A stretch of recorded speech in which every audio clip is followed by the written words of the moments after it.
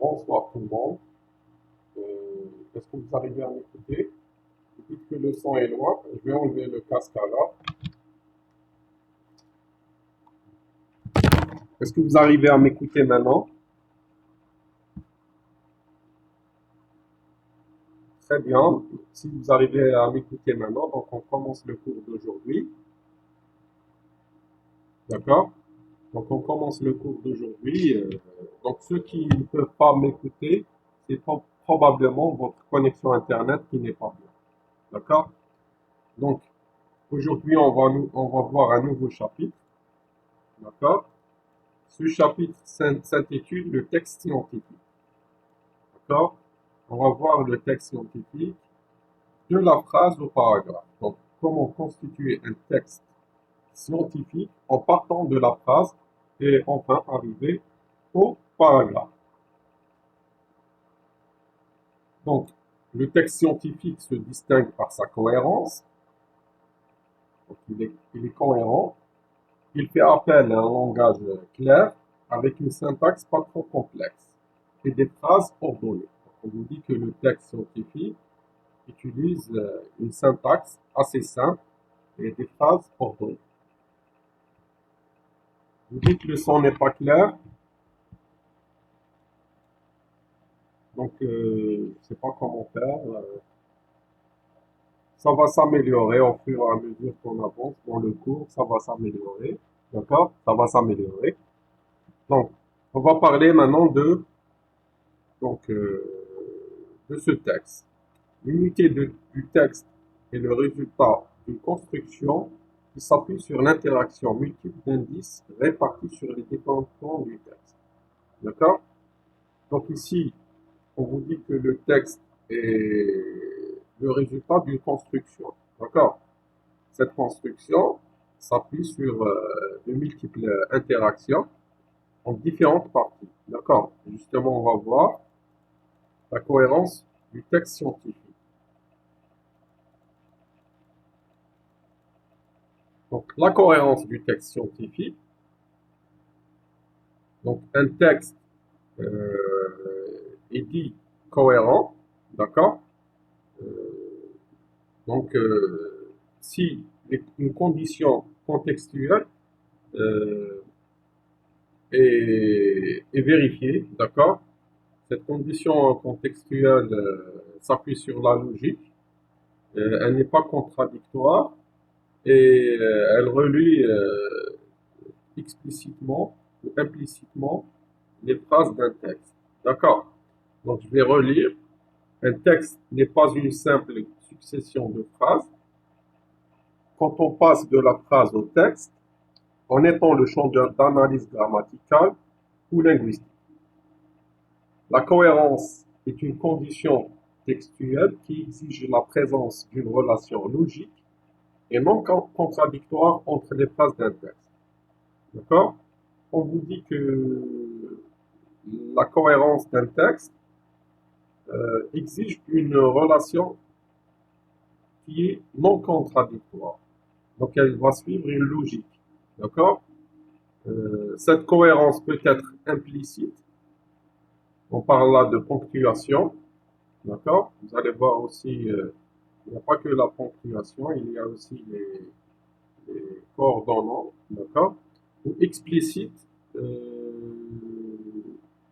D'accord? Ici, explicite, on parle de des connecteurs textuels et des marqueurs de relation. D'accord? Donc, la cohérence implicite. Un texte est implicitement cohérent quand la relation entre ces phrases est assurée par des signes de ponctuation. Donc ici, on vous énumère les signes de ponctuation. Vous avez le point. Le point indique la fin d'une phrase. La virgule sépare deux phrases juxtaposées. D'accord? Le point virgule, pardon, la virgule sépare deux éléments juxtaposés. Donc, la virgule peut séparer le sujet du verbe, d'accord? Le sujet d'un autre sujet et le verbe d'un autre verbe, etc. D'accord? Ici, Le point-virgule sépare deux phrases d'une action ou d'une idée. D'accord? Donc ici, le point, pardon, ici on vous dit sépare deux phrases d'une action. Donc, mais ces actions sont en relation avec la même idée. Là, on parle de point-virgule. Le point d'interrogation se place à la fin d'une phrase exprimant une question ou une interrogation directe. D'accord? Le point d'exclamation se place après l'interjection ou bien un ordre ou bien une exclamation. Le tiret indique le début d'un dialogue ou le changement d'interlocuteur. D'accord? Donc le changement de celui qui parle. Les guillemets au début et à la fin d'une citation, on les trouve, parce que quelqu'un est en train de parler directement, on trouve ces guillemets. Les deux points précèdent une citation ou un développement explicatif. D'accord? On vous dit que les deux points, on les utilise pour avant les citations ou avant d'expliquer quelque chose. Donc ici, donc vous avez vu la cohérence implicite. La cohérence implicite, donc elle est exprimée par les points de ponctuation. D'accord? Il y a aussi la cohérence explicite. D'accord? La cohérence explicite, donc pour un texte, pour qu'un texte soit explicitement cohérent, il faut que la relation entre les phrases soit exprimée par un connecteur textuel, on les appelle aussi organisateurs, et par des marqueurs de relation. Justement, on va voir ce que c'est ces connecteurs textuels et ces marqueurs de relation.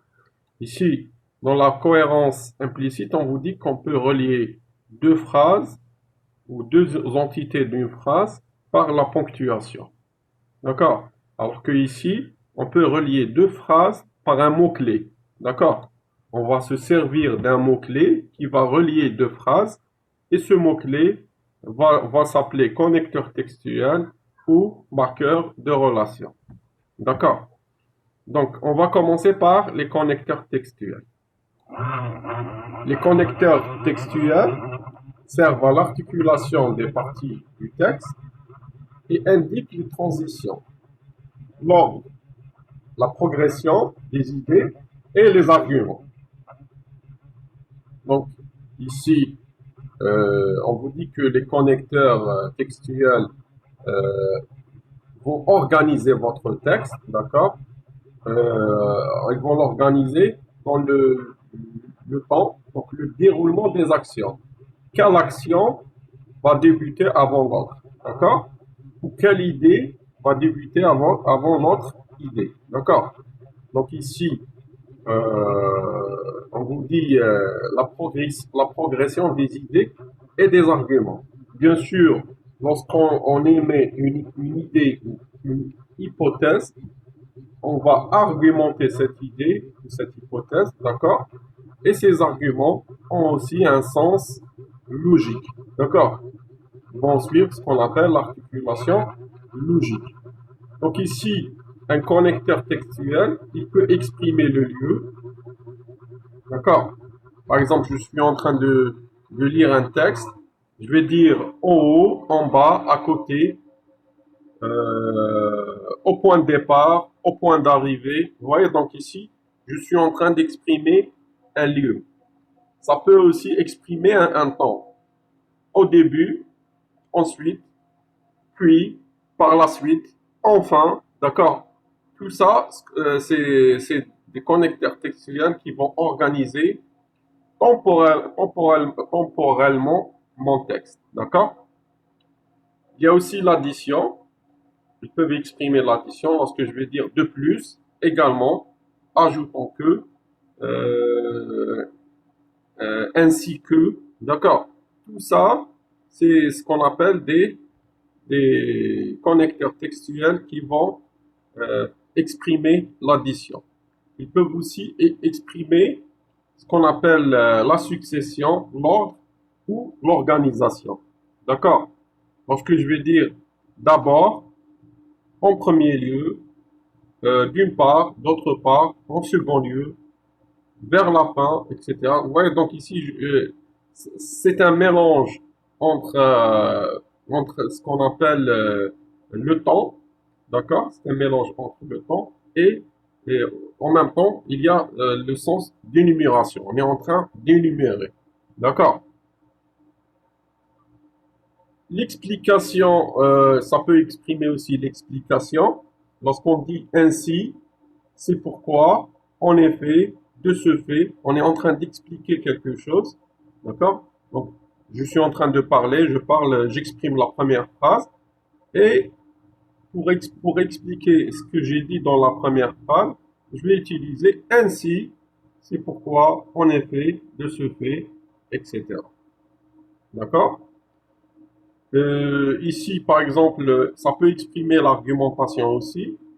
Il est évident que, en revanche, à l'inverse, par ailleurs, cependant, c'est pourquoi ça peut être aussi comme c'est pourquoi peut être aussi comme une argumentation. D'accord? Peut être exprimé comme une argumentation. C'est une explication en même temps argumentation. La conclusion, donc elle peut exprimer aussi la conclusion. Donc ici on peut parler de- par exemple ici, ça peut exprimer la conclusion, le résumé. C'est pour donner un résultat d'une idée. D'accord? Pour donner le résultat d'une idée, on peut dire en résumé, pour conclure, pour terminer. D'accord? Tout ça, tous ces mots-clés vont être considérés comme des connecteurs textuels. Vous avez compris, les connecteurs textuels ont ce qu'on appelle une valeur sémantique. Lorsque je vais dire un connecteur textuel exprime le lieu, la valeur sémantique du connecteur textuel à côté, ou en haut ou en bas, d'accord, en haut et en bas, la valeur sémantique, c'est le lieu. La valeur sémantique de ensuite, puis au début, c'est le temps. D'accord? La valeur sémantique, par exemple, de ainsi, c'est pourquoi, en effet, c'est l'explication. Est-ce que vous avez compris? Est-ce que vous avez des questions pour le moment? Est-ce qu'il y a des questions? Ou c'est clair? Vous n'avez pas de questions? Vous pouvez les écrire sur le chat. Bien, bon, si c'est clair, tant mieux. Donc, on continue. Donc, il y a aussi ce qu'on appelle les marqueurs de relation. D'accord? Pour les marqueurs de relation, il existe trois. D'accord?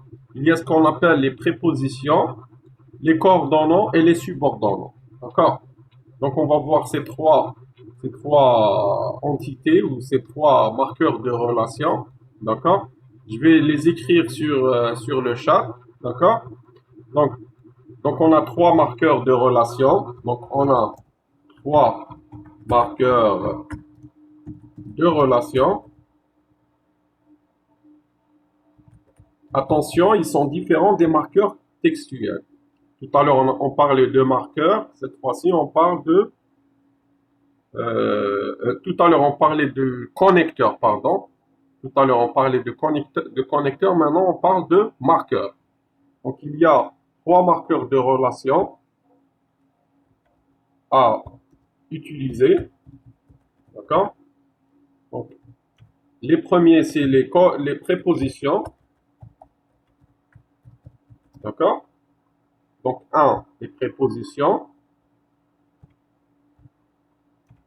Deux, ça va être ce qu'on appelle les coordonnants.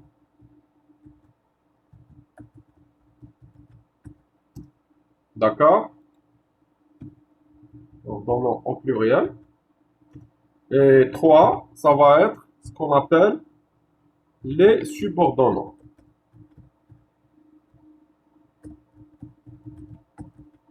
D'accord? Très bien. Je vous ai écrit les trois principaux marqueurs de relation. Donc, ce sont des prépositions, des coordonnants et des subordonnants qui indiquent de manière explicite le lien entre une unité syntaxique qu'ils relient. D'accord? Donc, ils peuvent relier deux phrases, d'accord, directement, ou ils peuvent relier d'autres éléments syntaxiques. Donc ici, en établissant des relations entre les mots, les phrases et les paragraphes, les marqueurs jouent un rôle primordial. Ils assurent la cohérence nécessaire à toute communication. De ce fait, une meilleure compréhension par le lecteur. Donc ici, on va commencer par les prépositions. D'accord? Donc ici, les prépositions marquent les relations entre les mots et la phrase. D'accord? Par exemple, une préposition qui indique le lieu, à l'université, à l'école, ou bien au marché, à l'hôpital, etc. D'accord? Chez le médecin, chez le dentiste. D'accord? Dans la cour,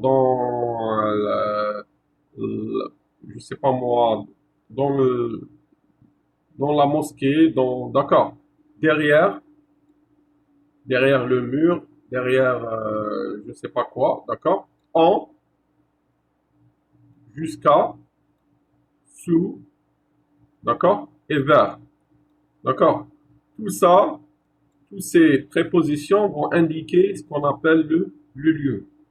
Il y a aussi les prépositions qui indiquent le but, afin que, dans le but de, en vue de, pour, d'accord, etc. Donc ces prépositions vont indiquer le but. Il y a aussi les prépositions qui ont la valeur sémantique, le temps. D'accord? À cet instant, à ce moment, etc. Après, avant, depuis, que j'ai commencé à enseigner, j'apprends beaucoup de choses avec mes étudiants. D'accord? Dès que, dès, tout simplement, pendant, etc. Donc, vous voyez, toutes ces prépositions vont indiquer le temps. D'accord? Je suis en train d'expliquer pendant que vous essayez de me comprendre. D'accord? Est-ce que vous avez compris? Donc ici, il y a une phrase, elle est reliée avec une autre phrase par la préposition pendant. Il y a aussi l'opposition, contre, malgré, non-obstance, etc. D'accord? Donc lorsqu'on parle d'opposition, on parle de choses à l'opposé. D'accord? Malgré que le son est, malgré que la connexion Internet est mauvaise et que le son ne passe pas bien, vous aurez une vidéo enregistrée vers la fin où vous allez écouter cette séance, la séance d'aujourd'hui. Donc ici, la cause, ils peuvent exprimer la cause à cause de, ou à cause je sais pas, à cause de la mauvaise connexion, vous m'entendez mal, par exemple. D'accord? Virgule, vous m'entendez mal. Donc, j'ai relié deux phrases. Étant donné que, grâce à, etc. D'accord? Ça exprime la cause. Donc, maintenant qu'on a vu les prépositions, on va voir aussi ce qu'on appelle les coordonnants. D'accord? Les coordonnants, ce sont les conjonctions de coordination, d'accord? Et les adverbes coordonnants. Donc, ils relient les unités syntaxiques de même nature. On vous dit que les coordonnants relient les unités syntaxiques de même nature. Par exemple, des groupes nominaux avec des groupes nominaux, des groupes verbaux avec des groupes verbaux. D'accord? Ça peut relier aussi des phrases avec des phrases subordonnées. Donc, ils expriment quoi les coordonnants? Ils peuvent exprimer la cause, comme par exemple le mot-clé car, D'accord? J'ai pas pu vous enseigner la matinée car j'avais une visioconférence à suivre. D'accord? Ou bien en effet, ou bien en raison de, d'accord? Ça peut exprimer la cause. C'est des coordonnants. Vous connaissez les coordonnants, mais où est donc hors Nicard? Donc ça, c'est les conjonctions de coordination. D'accord? Donc ici, il y a aussi les adverbes. D'accord? Il n'y a pas que les conjonctions, mais il y a aussi les adverbes coordonnants. Comme ici, ainsi, aussi. D'accord? C'est pourquoi, ça c'est des adverbes aussi. Mais ils vont exprimer la conséquence. D'accord? Par contre ici, donc, c'est pas un adverbe, c'est une conjonction. D'accord? Donc c'est un mélange entre conjonction et adverbe. D'accord? Attention, ne pas mélanger. Mais où est donc ornica? Donc je vais les écrire. Donc, mais où, je sais pas comment écrire le ou avec l'accent grave. Je vais l'écrire avec l'accent circonflexe. Et donc, ornica. Donc, on les appelle les, on les appelle comment? On les appelle les conjonctions, d'accord? On les appelle les conjonctions de coordination.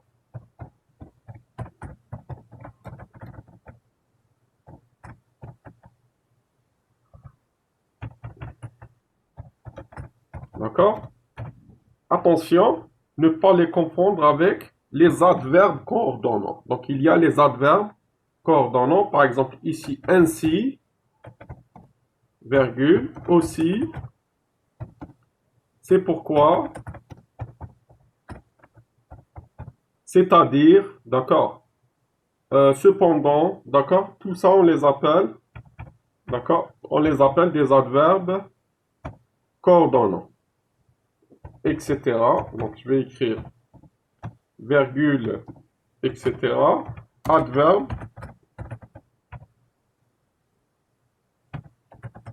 coordonnant. Est-ce que vous arrivez à faire la différence?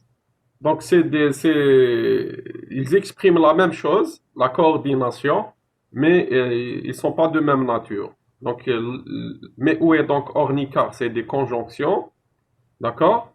Et les autres que vous avez dans les exemples ici sont des adverbes coordonnants. Donc, ils peuvent aussi exprimer l'addition, ainsi, bien plus, de plus, puis, ensuite, etc. D'accord? Ils peuvent exprimer l'opposition, au contraire, cependant, en revanche, par contre, pourtant, toutefois, d'accord? Donc ça, on les appelle des coordonnants. Attention, euh, un coordonnant, donc c'est un marqueur de relation, d'accord? Il peut être utilisé comme connecteur textuel, d'accord? Est-ce que vous avez compris? Est-ce que vous avez compris? Donc, mais attention, il faut voir comment faire la différence. On fait la différence lorsque les unités syntaxiques donc, sont de la même nature. Donc, lorsque les unités syntaxiques sont de même nature, on parle de coordonnées. Donc ici, les subordonnants, d'accord, ce sont des marqueurs d'enchaînement placés au début d'une subordonnée, d'accord. La phrase principale est appelée la phrase enchâssée, d'accord, qui permettent de relier celle-ci à la phrase enchâssante. La phrase enchâssante, c'est la phrase subordonnée, d'accord. Donc la phrase principale est appelée phrase enchâssée, donc c'est la phrase principale. On lui rajoute une deuxième phrase grâce à ce subordonnant, d'accord. On va lui rajouter une deuxième phrase grâce à ce subordonnant. Et cette deuxième phrase est appelée phrase subordonnée ou ce qu'on appelle phrase enchâssante. Est-ce que vous avez compris? Donc, je peux vous écrire sur le chat, par exemple, phrase, je mets ça, phrase principale, d'accord? Je la mets entre crochets, plus mot, ce qu'on appelle subordonnant, d'accord?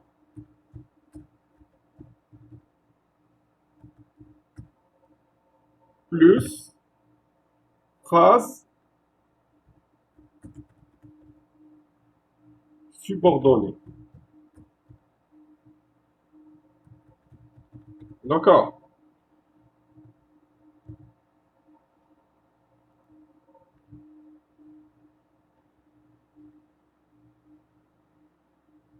Donc, je vais fermer.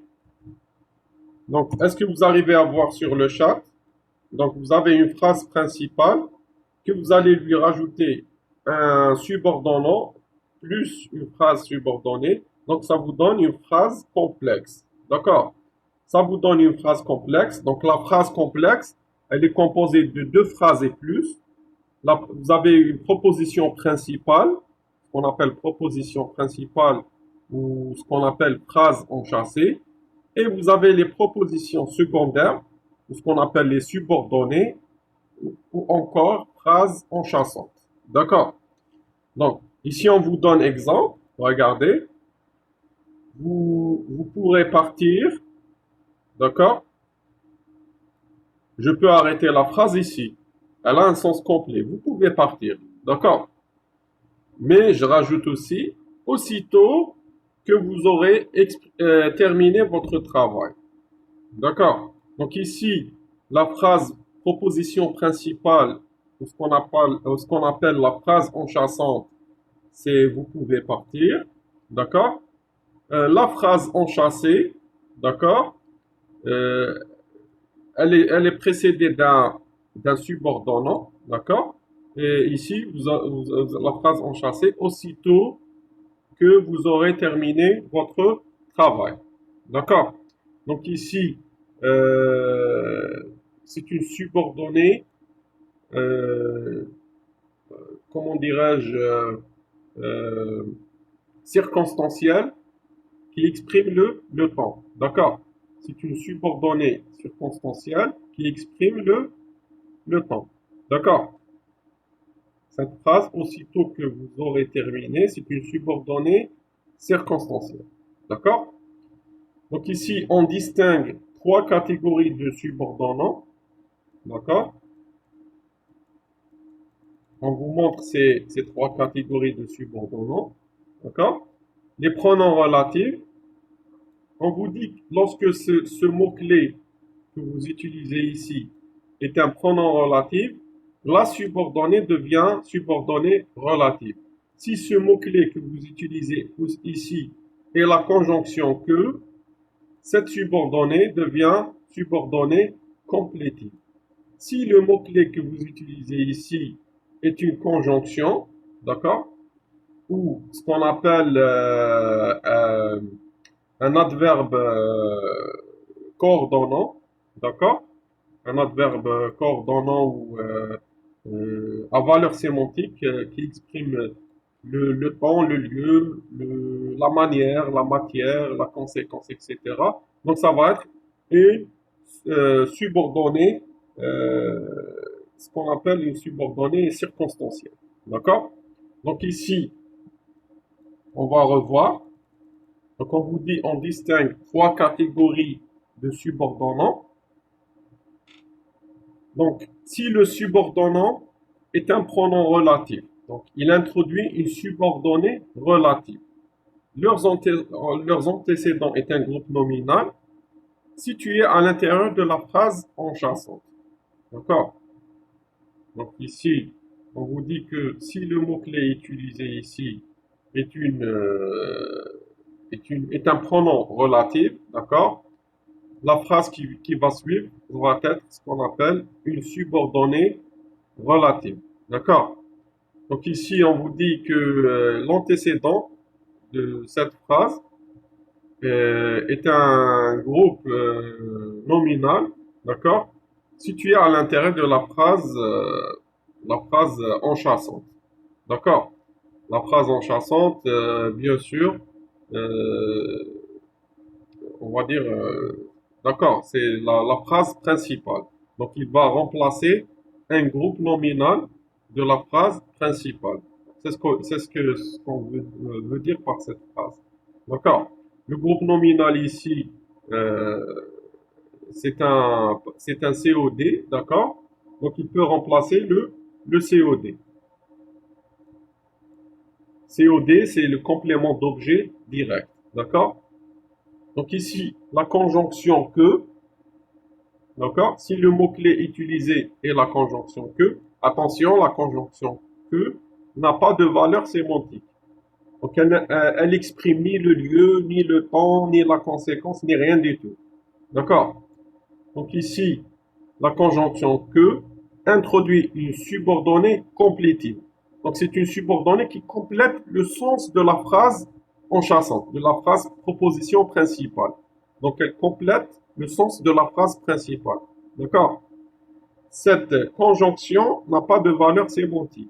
Exemple, j'ai compris que, d'accord? Ici on vous dit de compléter, d'accord? Je ne sais pas moi avec quoi compléter, d'accord? Euh, j'ai compris que si on termine le programme, on fera les examens avant les autres examens, par exemple. Donc ici, ne pas confondre, ne pas confondre avec le pronom relatif que, d'accord? Attention, on vous dit qu'il y a que qui n'a aucune valeur sémantique, d'accord?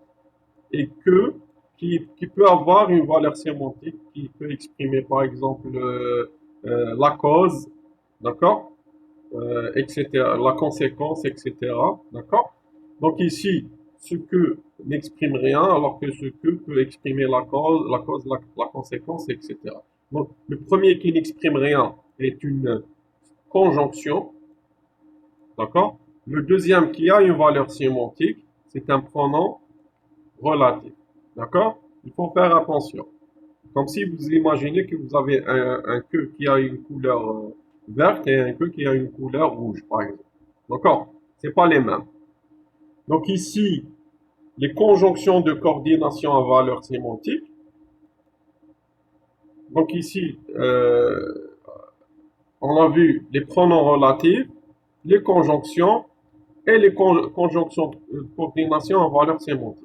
Donc, vous pouvez avoir ce qu'on appelle les conjonctions subordination à valeur sémantique qui vont exprimer une subordonnée circonstancielle. Donc, d'accord, ici, ils vont marquer, c'est pas écrit, vous pouvez le rajouter, les conjonctions coordination à valeur sémantique introduisent les subordonnées circonstancielles.